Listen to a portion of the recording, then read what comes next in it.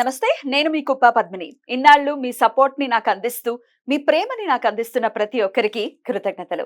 ఇప్పుడు చూడబోతున్న ఈ వీడియో కూడా ఖచ్చితంగా మీకు ఉపయోగపడుతుంది.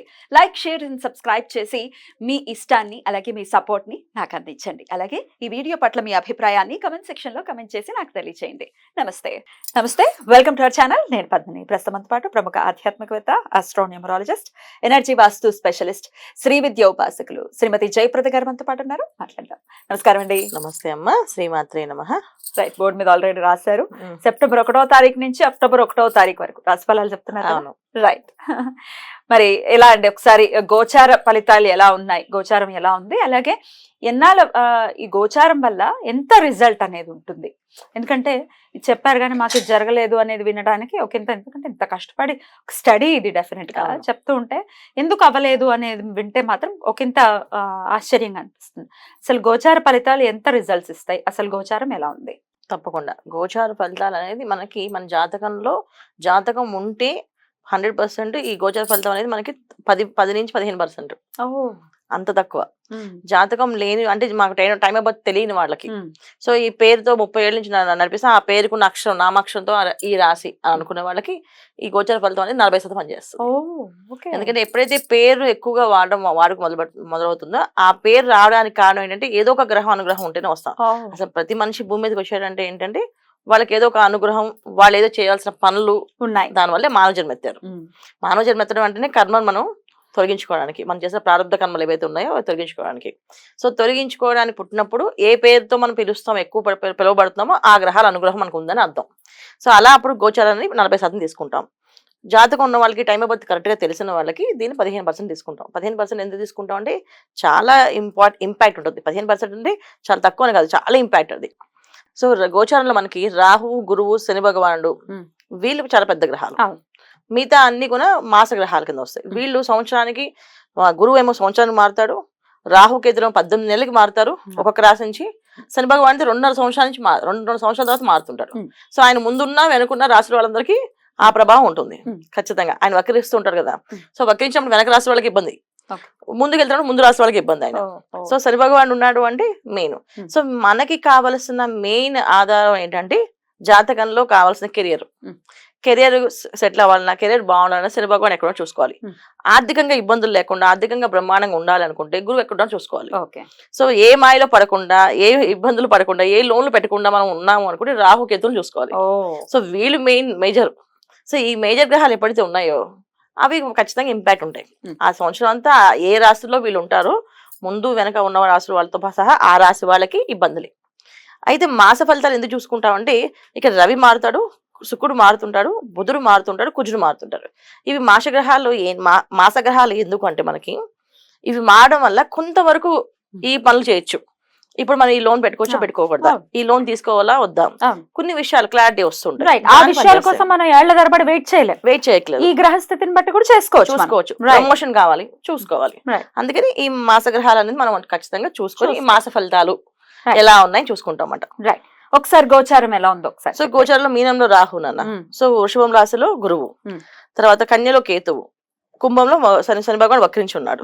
నవంబర్ దాకా ఉన్నాడు ఆయన వక్రించి. సో అందుకని ఖచ్చితంగా మనకి ఏంటి ఇబ్బందులు ఉన్నాయంటే వాళ్ళు ఉండే ఇంపాక్ట్ మనకి ఉంటుంది.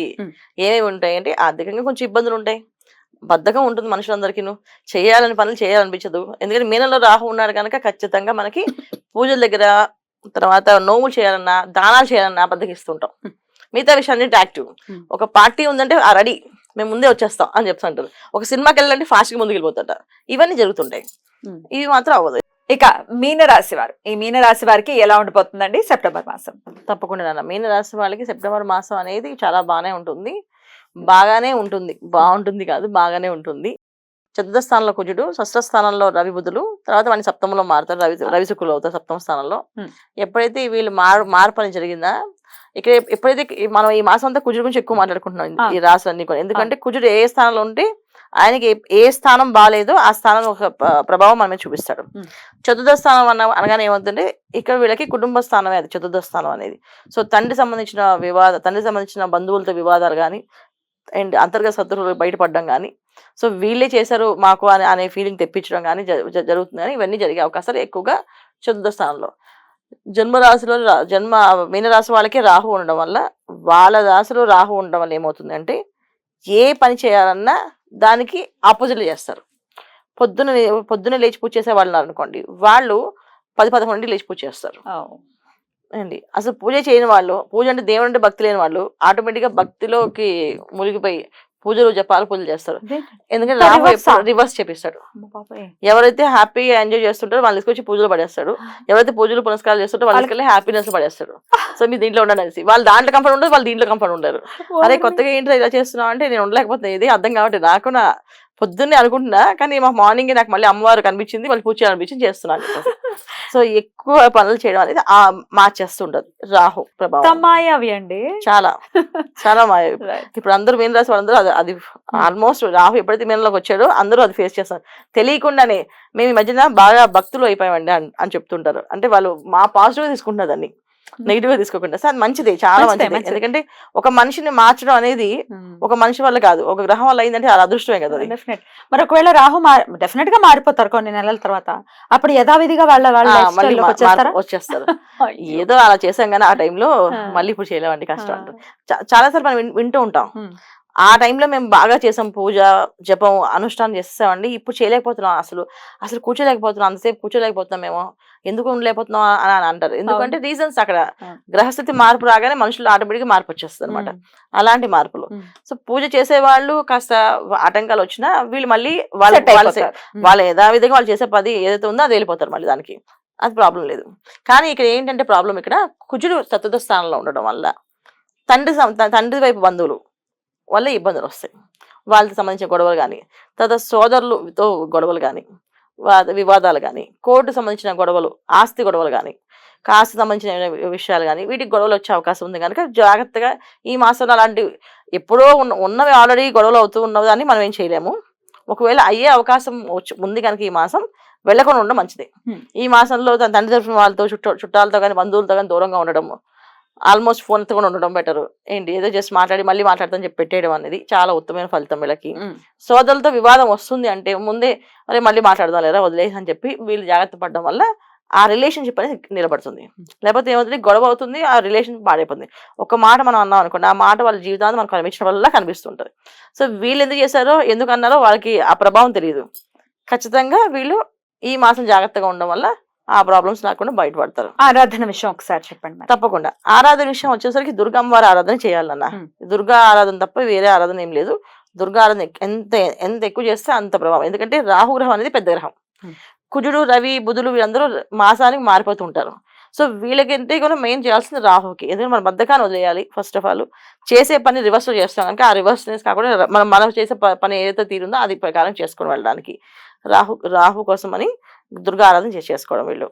తర్వాత ఇంకోటి ఏంటంటే వీళ్ళకి ఎప్పుడైతే రవి ఇక్కడ శుక్రుడితో కలుస్తాడో అప్పుడు కొంచెం వీళ్ళకి భార్యాభర్త మధ్యన కానీ బంధువులతో కానీ బయట రిలేషన్ అంటే మనకి వ్యాపారాలు చేసే విషయాల్లో కానీ కొంతవరకు మాయలోకి వెళ్ళే అవకాశం ఉంది. మాయ పడి అమౌంట్ ఇచ్చి లాస్ అయ్యే అవకాశం ఉంది. అది జాగ్రత్తగా ఉండడం ఇంపార్టెంట్. సో మాయలో పడకుండా ఉండాలి. రెండు, తర్వాత అమౌంట్లు ఇచ్చే విషయంలో ఆలోచించి ఇవ్వడం. ఒకసారి డబ్బులు ఇచ్చాము అంటే అది మళ్ళీ వస్తే రావా 10 ఆలోచించి ఇవ్వాలి. ఇది ఎందుకంటే 4వ స్థానంలో కూర్చుండడం వల్ల అది రిలేషన్స్ కట్టే అవకాశం ఉంది. కానీ ఎప్పుడైనా సరే ఇది ఇక్కడ రాహు ప్లస్ ఇక్కడ కేతువు ప్లస్ మధ్యలో ఉన్న గ్రహాలను మాయ చేస్తారు కనుక ఈ మాయలో పడకుండా ఉండాలి మనం. ఈ దానికి దుర్గాదేవి ఆరాధనే శ్రేయస్కరం. రైట్. చాలా అద్భుతంగా వివరించారు. ద్వాదశ రాశులకి కూడా సెప్టెంబర్ మాసం ఎలా ఉంటుందని పరిహారాలతో సహా చెప్పారు. కాబట్టి అందరికీ కూడా ప్రశాంతవంతంగానే వెళ్ళాలి ఈ మాసం అని మనస్ఫూర్తిగా కోరుకుంటూ చాలా అద్భుతంగా మాకు వివరించినందుకు కృతజ్ఞతలండి. నమస్తే అమ్మ. శ్రీమాత్రే నమః.